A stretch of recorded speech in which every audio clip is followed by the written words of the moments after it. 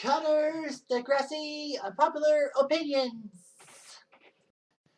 Hey there, ho there, ho there. It's Jeff Cutter Diamond welcoming you to another Unpopular Opinions video. There have been plenty of them to be done, at least 13 of them. I'm not going to run through all of them because obviously that would take a lot more time than I want to do, so I'm going to talk to you about some other ones.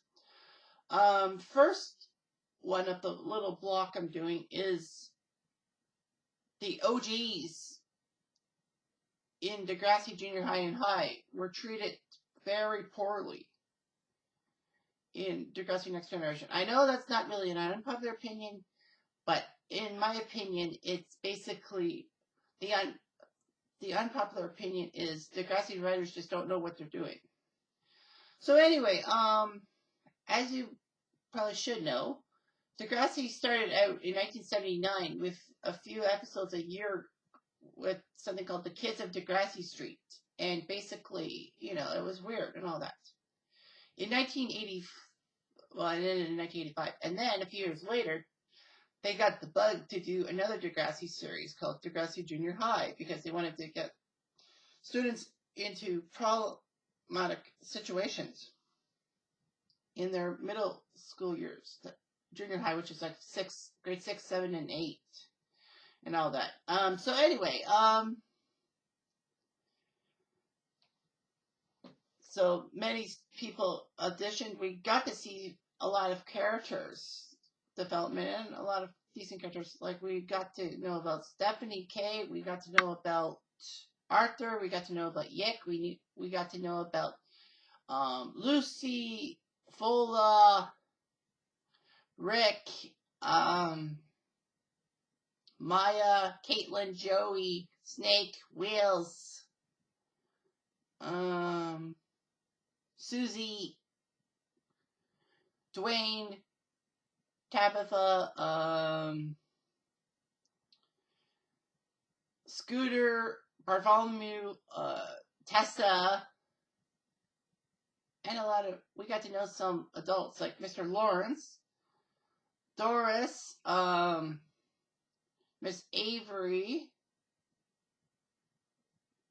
and of course the head cheese, Mr. Radish. And then in Degrassi High, we got to add some more characters like Scott and Kathleen, Diana, Alexa and Simon. Who else was like in high school more? LD, BLT,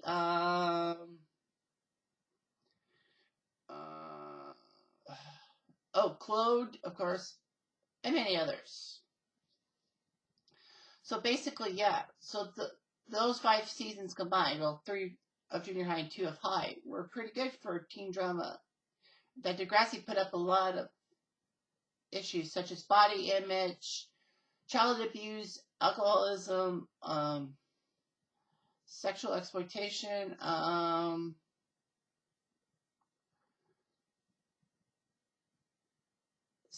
lot of abuse, favoritism,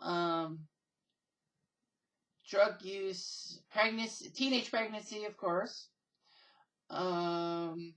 racial prejudice, and a lot of other things too. I did a video on the OGs of Degrassi and their characters and all that. You should check it out on the Degrassiisms page.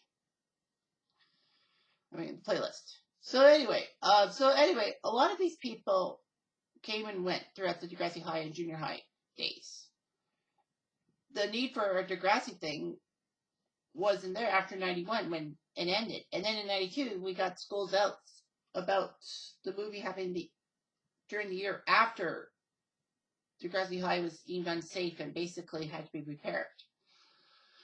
So, of course, we got to know a lot of ideas. We got to know about Lucy and Bronco, being at the parents' cottage without adult supervision, in a sense. Caitlin trying to land her dream job. Joey wanting to be Caitlin, but Caitlin's too busy for him. So, basically, Joey ends up bumping into Tessa, who got dumped by her boyfriend. So, they go out, and Joey still goes out with Caitlin. So, Joey juggles two women at the same time.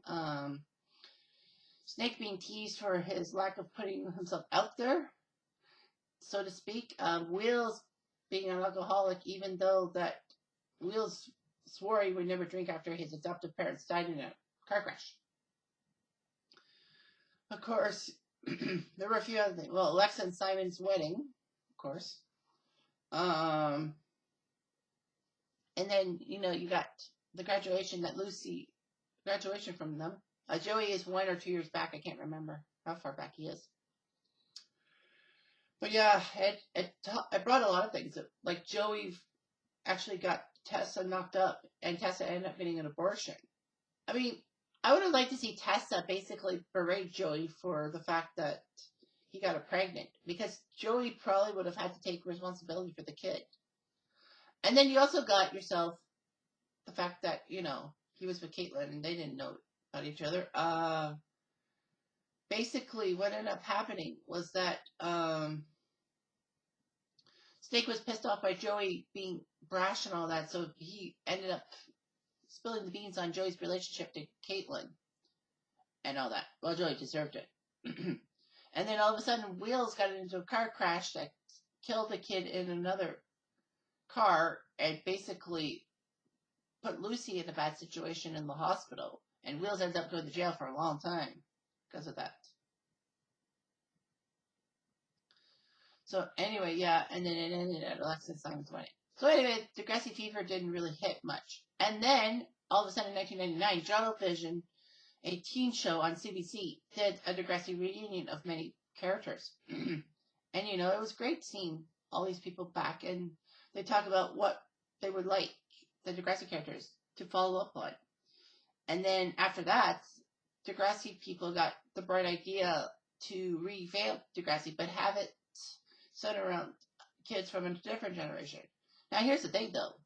They actually realized that Spike's kid Emma would probably go into junior high at the same time. So in 2001, they said, well, why don't we do some things, follow Emma as one of the main characters, and then basically more characters and all that.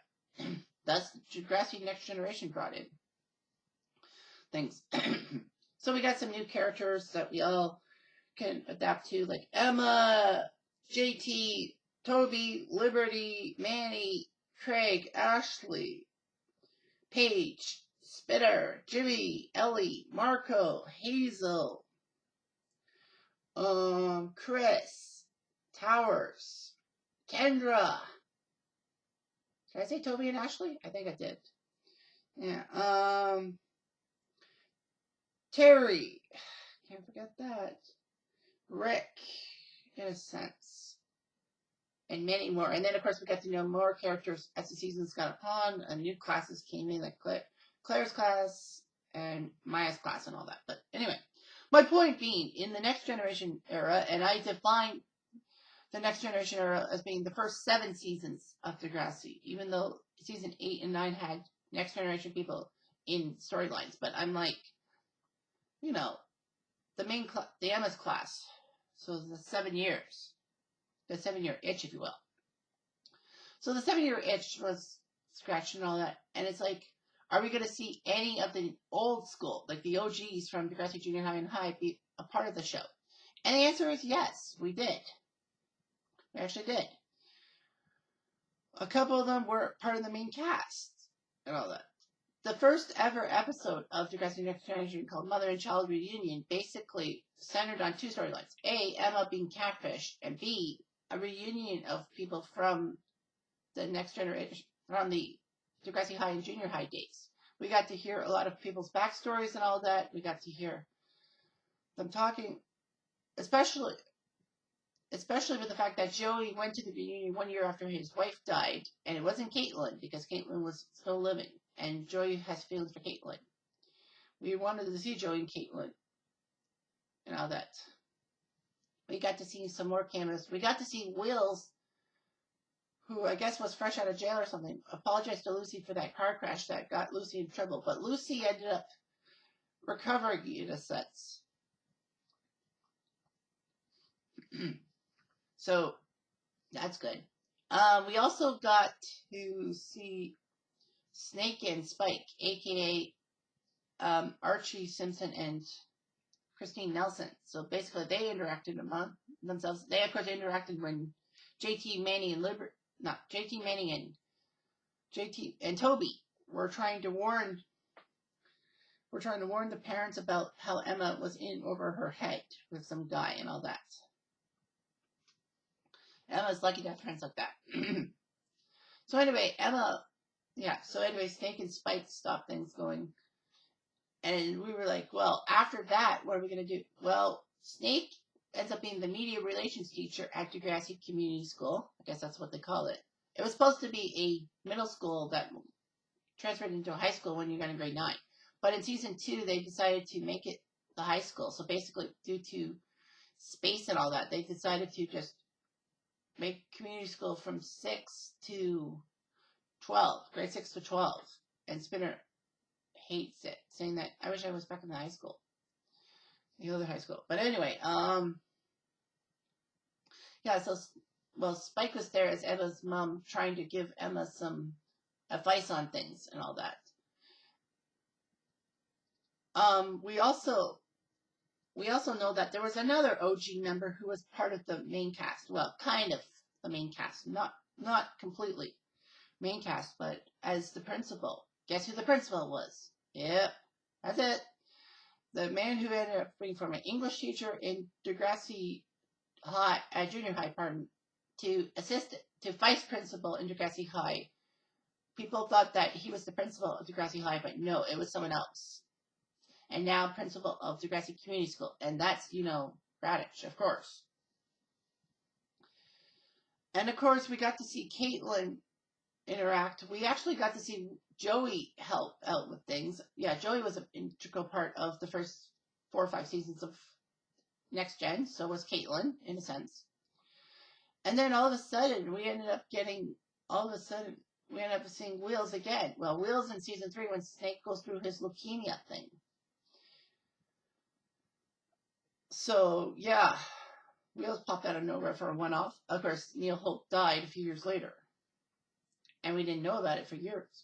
But anyway, the thing is, yeah, they did the OGs a little dirty and all that.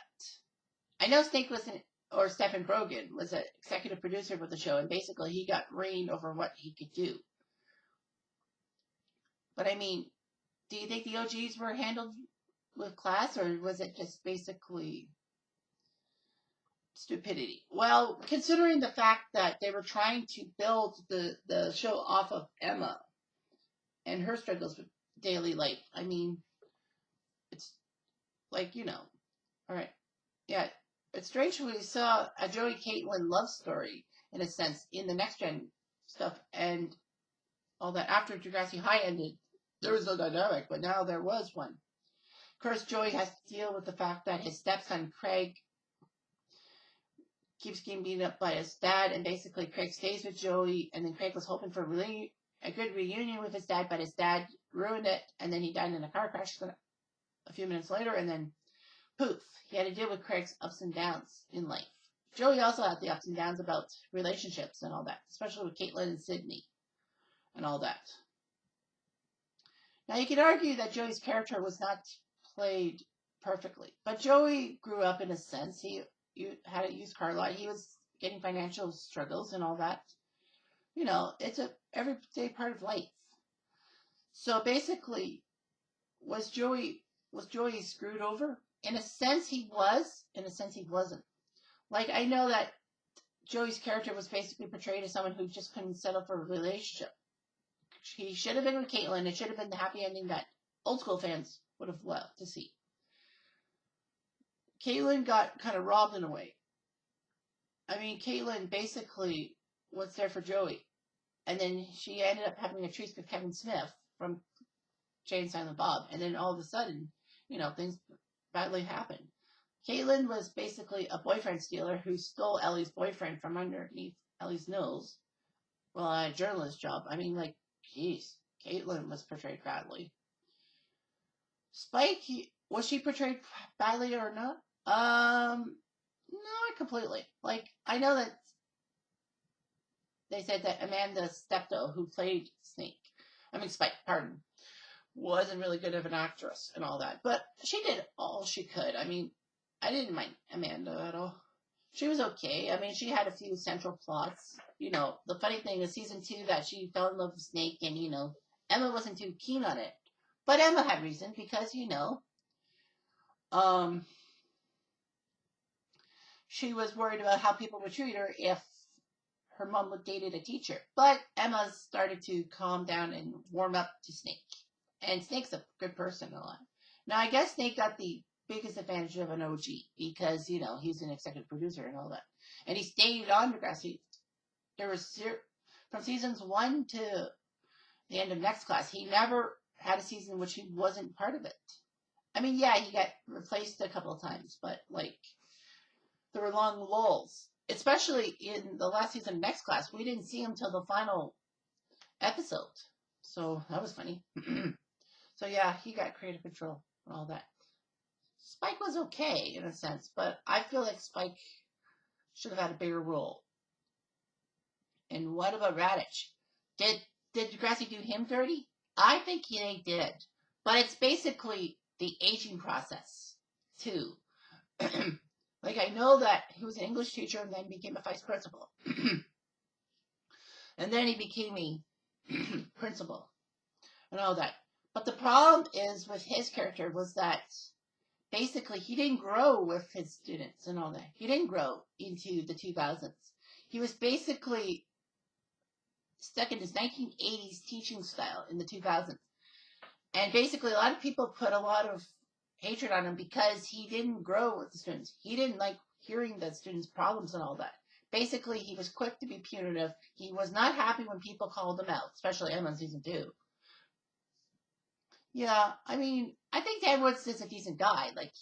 He's a nice guy in real life, but his character, it was hard to play him. And Degrassi said they were trying to play him off for laughs, and I'm like, other than that Swiss ball thing, and him appearing at Snake's bachelor party out of fucking nowhere, I don't think they played him for laughs. Well, maybe that kilt in the International Day thing, but they didn't really play him off for laughs. They just played him as basically the bad guy, in a sense. I don't completely think Raditch is a bad guy. I think he's a good guy in a sense. And the school shooting was not all his fault. There was just a lot of variables there that he didn't control. Yeah, he could have done a lot better to be with Rick and all that. But the main thing is, Rick never told Raditch the secret word about him being bullied. He just said, he's bothering me, he won't be my friend and all that. I can't blame Raditch for basically thinking that it was just a ploy to get friends. I don't blame him. I never blame Raditch on that one. Because Rick could have done a lot better himself. And after that. But yeah, I think the aftermath was what got him. I know that ignoring Rick was the step that could have got him terminated from Degrassi. But I think that the aftermath also, too. Because this drama club, when they were told to sing the Raditch song by JT Liberty, they basically says, I'm all about rebellion, but we don't want to be expelled. So basically that tells you that Raditch basically was not keen to listen to students and all that. And, Snake wanted Raditch to take accountability in that. Snake took accountability, why can't Raditch? I would have loved to see Raditch, at least in a way, admit to his students that he let them down. Saying that, I'm sorry for letting you down and all that. Simple as that. It would have made him more sympathetic, but a lot of people think he's just prudish, and it's stupid. I don't think the Degrassi writers could basically write the OGs into very good characters, except for Snake. It seemed like if you weren't part of the main crew on, the executive producer and all that, you couldn't get the lines. I wonder if Snake did try to backstab his OGs. I don't know. I don't know if Stephen Brogan would be that low. But anyway, I doubt it. So anyway, yeah, I think Degrassi could have done a whole lot better with the OGs. After season 7 and all that, they did have callbacks to the previous classes and all that. But it was basically just one-offs in a sense. So yeah, it could kind of work. But anyway, thanks for watching this video, and there'll be more to come in the future.